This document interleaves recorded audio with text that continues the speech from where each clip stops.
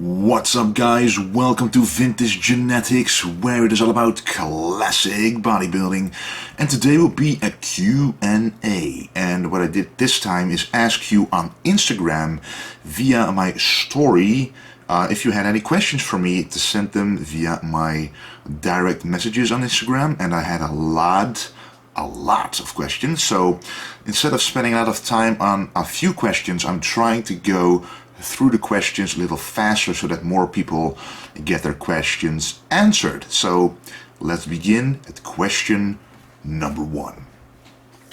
Question 1 by Michael Khalil. How do you maintain gains whilst not being able to gym for a while due to traveling? First of all, nutrition is most important, and when traveling it is very difficult sometimes to actually be able to get enough protein in, get enough food in, get enough calories in to maintain your mass. But don't worry if you don't go to the gym for 1 or 2 weeks, your mass, nothing will happen to it as long as you keep eating according to your maintenance caloric levels. So what I like to do is take, for example, some protein with me. That's very easy to take, it doesn't go bad. Take some oatmeal with me and a few Tupperware boxes, containers, and if you have some water, if you have some oatmeal, if you have some whey, mix it up, get some nuts or some eggs even for fats next to it, and you've got a complete meal, and you can use that every single time. I even did it pre-contest at the Royal London Pro, so it's definitely possible. Next question by Viphash Guar22. How is it possible to maintain a narrow waistline while bulking? Well, I normally don't bulk, I lean bulk, which means I like to keep some definition while bulking. Right now I am bulking because I need to add some weight for my next contest, about 4 kilograms heavier than compared to my last contest within a few months, so I am lean bulking. What happens then is you don't add too much fat, maybe a little bit of fat, but you don't add too much. So your stomach actually stays relatively flat. Now it could be that you're bloated due to eating different foods, a lot of foods, causing your stomach to literally bloat. So not because of the fat, but because of the amounts of food that you're eating. Probably also not digesting well at all. So one of the reasons that I eat mainly and only fish as a protein is because it digests very easily. If you eat a lot of meat and you eat a lot of protein, then it slows down your digestion, it can clog up your intestines, and it can actually look bloated. The same when you don't take enough fiber, not enough water, you don't move enough, don't do enough cardio. All those factors have to be in play for you to have a flat stomach. And of course doing vacuum exercises help as well. Next question. I can't see the name here, but are there a lot of supplements that are not bad for your heart? Most supplements, if you're talking about regular supplements, aren't bad for your heart at all. In fact, well, I don't have it right here, but there is an omega-3 supplement or a fish oil supplement, which is actually good for your heart, as it has anti-inflammatory effects throughout the entire body, reducing plaque formation because it's an essential essential fatty acid, causing your cholesterol levels to get within the healthy range, reducing the buildup of plaque in your arteries, lowering your blood pressure, and that's better for your heart. Next question. Mr. Ajit asks, has Arnold ever acknowledged you or reached out to you completing your physique? After all, you do resemble him the most currently in the pro scene. Well, I appreciate that last comment, that means a lot. Being compared to Arnold is simply incredible, as that is my idol physique, so thank you very much. I don't really think I look like him, but my physique can maintain the same kind of poses as his, but that wasn't the question. Has he ever acknowledged me? And the answer is no, unfortunately.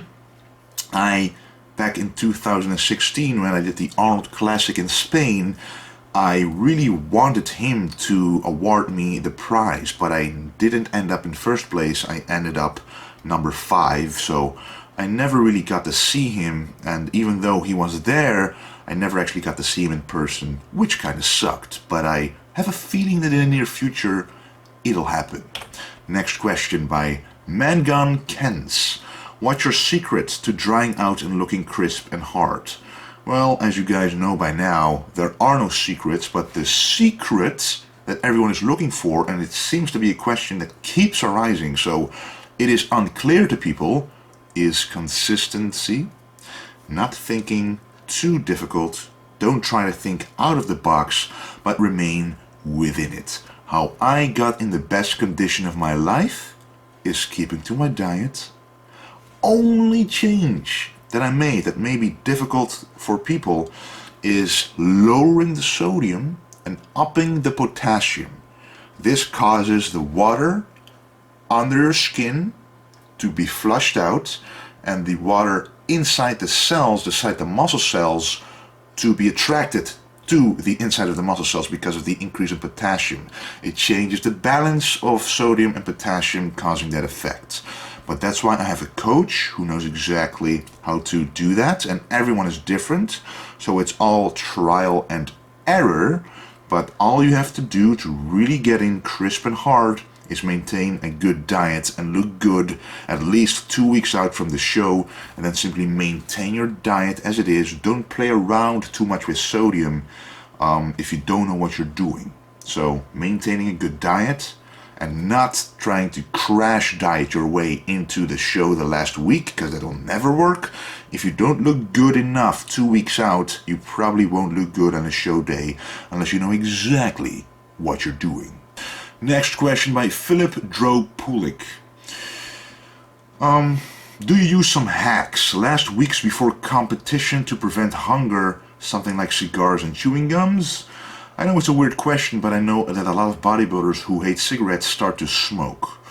Well, first of all, a lot of bodybuilders, unfortunately, do keep a consistent diet, eating the amount of protein, vegetables, carbs, fats that they need, but they lack the knowledge or the knowledge to really cook their food in a tasty way. So I don't really have any cravings like that, because every single meal I look out to eat. Even when I lower the sodium, there is so much more you can do to your food than you think.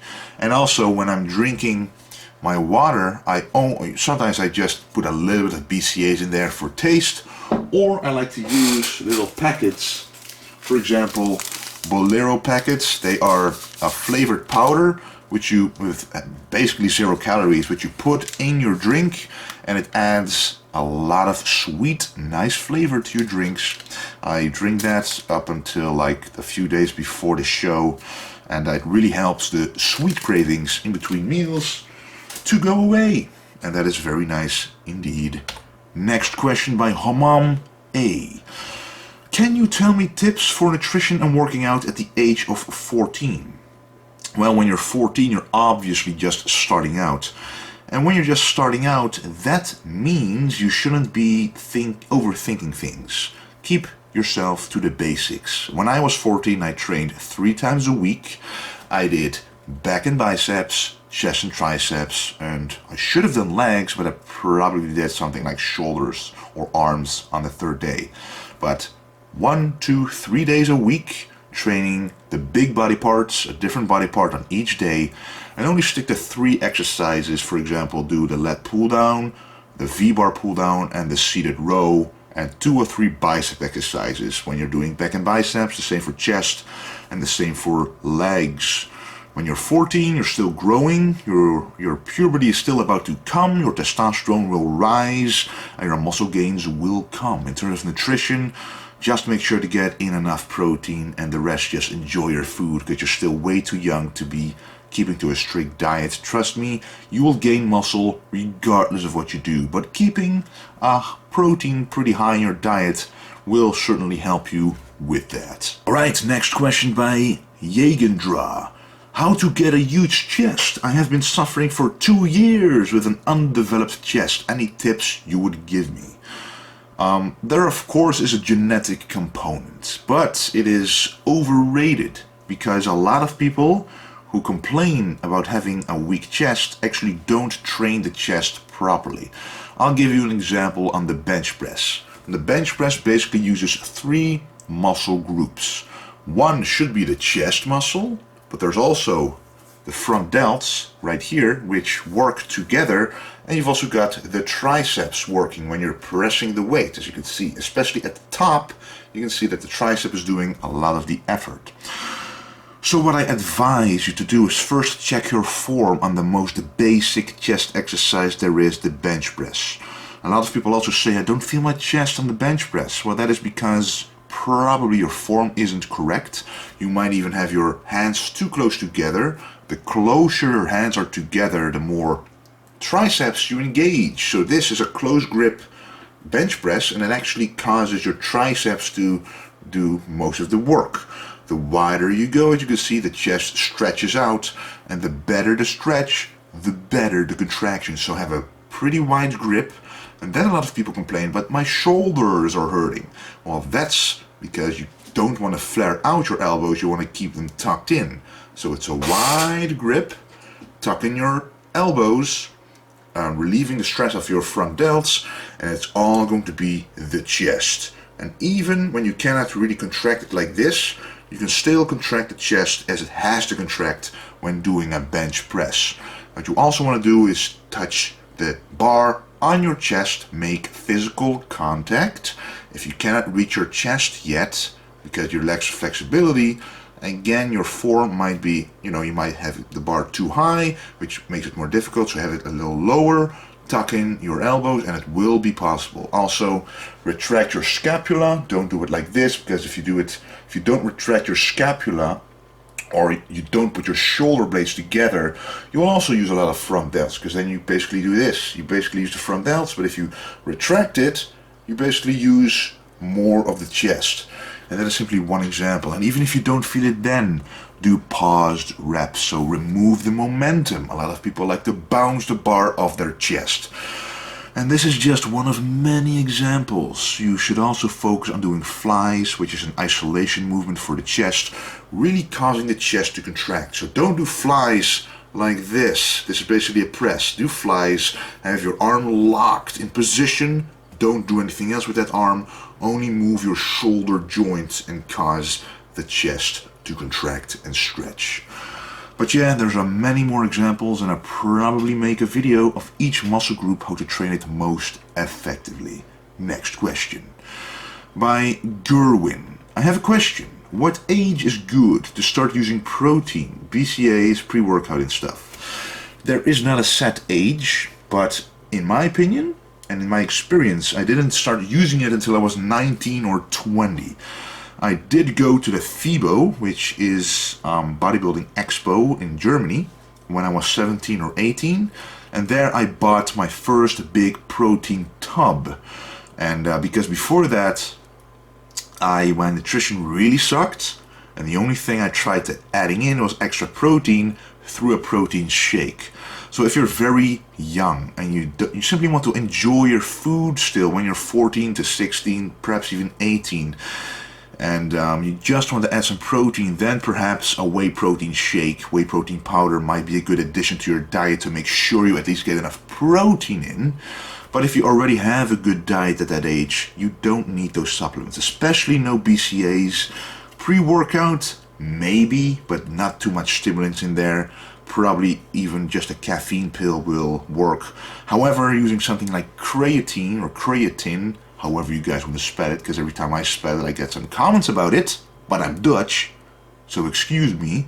But creatine, you can use it, because that is harmless. It has been proven to work. 3 to 5 grams a day will improve your strength and even your stamina in terms of explosive power, so you can do the first 1 or 2 reps without wasting any other energy, so extra 1 or 2 reps. And yeah, it just works. So I hope you can do something with that advice.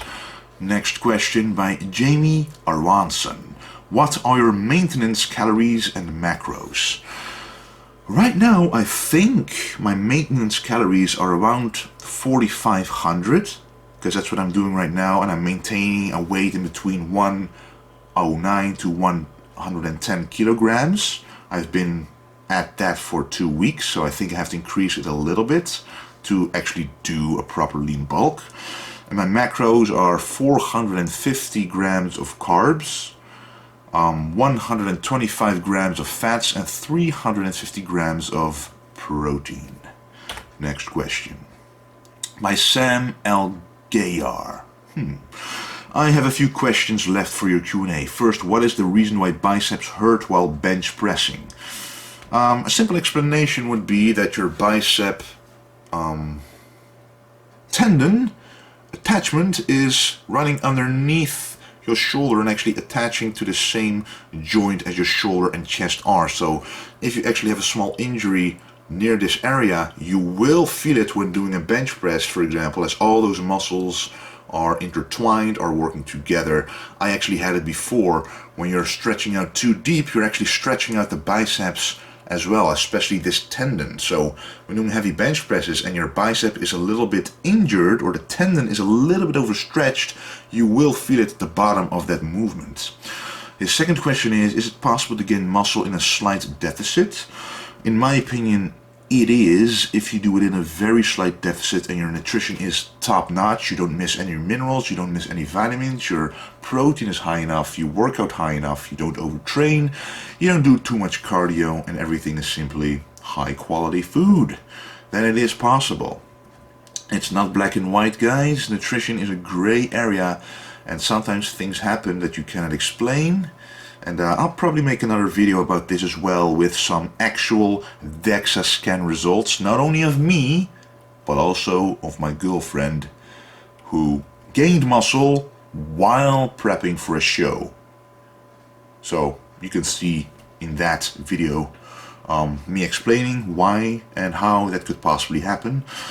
And his third question, is it hard to gain muscles back which you lost in your diet or cut for a contest? And no, it is actually very easy. If you use a rebound, you could gain it all back within a month, as muscle memory is actually a term that is real and proven in science, as satellite cells, which are basically cells left when growing muscle. Satellite cells are created, and they are left there even when losing all your mass, and they tell your body when you're stimulating that muscle again, hey, I'm using this muscle again, and I had this muscle before, I might as well grow it back a lot faster because I know exactly how to.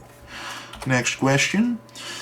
Which Olympia qualifier are you going to do? Well, as most of you guys know, I want to do the Mr. Olympia this very year, and the show that I will be doing for that will be in July.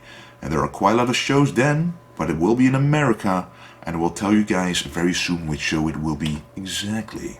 Last question of the day, and I do think this is the most interesting question for you guys. Asked by Dragon Slayer 666. Do you think it is good that bodybuilders become more open about steroid use, such as Feroci, Levroni, Raymond, as a part of bodybuilding? Or does it shift the focus away from the other parts like nutrition and training? Greetings from Germany. Well, this is at the same time an easy question, but also quite a difficult question to answer. In my opinion, in my own experience, being a bodybuilder is firstly about loving the sport, loving the training, going to the gym, training, seeing yourself progress, seeing yourself get stronger, getting a pump in the gym, doing different exercises, finding out different supersets. It just was so much fun for me to figure all that out, how to use the muscles, get mind-muscle connection everywhere you want. That learning process for me was the passion that I had for bodybuilding. And through my training and later on through my nutrition, that combination really made me progress to a level where I could say, wow, I'm proud of what I achieved. This is amazing. And that should be the basis of it all. And then you have a lot of people who got that down, and then there are some people who have the passion to actually become a competitive bodybuilder. And competitive means that you have to compete with people on a stage. And that's when the taboo or the untransparency occurs, because you don't know when you look at the guys on stage who is using the anabolic chicken, who is not. You can even try to go to natural competitions who don't use anabolic chicken, but you don't know whether they actually have not, because simply it's impossible to test it 100% accurate. So when doing a show, you might as well just think everyone is using it regardless. But in my opinion, if you want to be a competitive bodybuilder, you should at least be training as long and as hard, and combined with nutrition, to be able to win your first contest without using anything outside of your nutrition and training protocols. If you cannot win that first local amateur lowest level competition without that, you either didn't train long enough, your nutrition isn't on point for long enough time, you don't have the genetics for it. Well, yeah, basically there are 3 reasons. So if any of those 3 reasons are true, there is no reason for you to use the anabolic chicken. But that is, your question was, do you think it is good that more bodybuilders become open about it? And I do think so. But the bodybuilders you mentioned are very high level bodybuilders. And they usually talk about high doses that they use to be at that high level, which 1/100th of 1/100th of 100th% of the population can ever achieve, no matter what they do or use. So the experiences and the opinions that they have don't reflect the the community of bodybuilders, because almost none of them have the potential to get to where they are. And the problem is that if they do exactly what they do, they don't get the same results, and then they think they're lying. So it's a vicious circle where insecurity and uncertainty rules the day, because you don't know who is lying. Even if everybody was open and people were listening to them, it would still be a debate whether people who are open about it are lying or not. So that's why I said it is a difficult and easy question, because I do think if everything is on the table, it would be best. But at the same time, you wouldn't be sure if the people who are open about it are actually honest. And if they are honest, you can't compare them to yourself probably, because you don't have the genetics to get to their level using the same amount. So it is very difficult to answer this question. But in the end, I think full transparency will get us all the answers that we need. But it just takes an enormous amount of research and time to actually get to the answers themselves. Well guys, I hope you enjoyed this Q&A. It probably was a little longer than I thought, but I tried to answer all the questions as thoroughly, but at the same time as fast as possible. There will be a lot more videos coming. A lot of people ask me how I make my meals, for example my rice meals, which I show a lot on my Instagram stories. If you don't follow me yet, it is at Wesley Vissers. You can check out the tag, my Instagram tag, in the description below. If you have any more questions, ask them in the comment section, because it is very difficult for me to always interact with you guys in the comment section nowadays, because I have a lot of emails to answer, a lot of workout and nutrition plans to make. So sometimes when I don't answer you guys underneath the videos, it is not because I don't care, because I really do care. Oh well. But it's because I don't have the time. It's been very busy for me after winning my last Royal London Pro show. But it's a very good thing. But at the same time, I just want to be able to interact with you through these Q&As, which is easier for me. So if you have any questions, ask them down below. I will write down the best ones, or the ones that I like the most. And then I will make a next Q&A for you, because it's been a while. This is just part 1, so the next part will be in the next video as soon as possible. And by the way, I'm wearing the new, it's a new one, but it's already sold out, unfortunately, the sleeveless old school shirt, the Stay Golden one, the blue one. I also have a off-white one. Right now it is sold out, but at the same time, if you're watching this video a little later, it might be in stock back again. But from the moment of posting this video, it'll be about 2 more weeks before we have this fully restocked with a lot more numbers of items available. So a lot more is coming out, a lot more videos are coming your way, and I want to thank you for all the support you've been giving me. I really appreciate all the comments, all the feedback you're giving me. It really means a lot. It really means a lot. I want to thank you for watching, and don't forget to stay golden.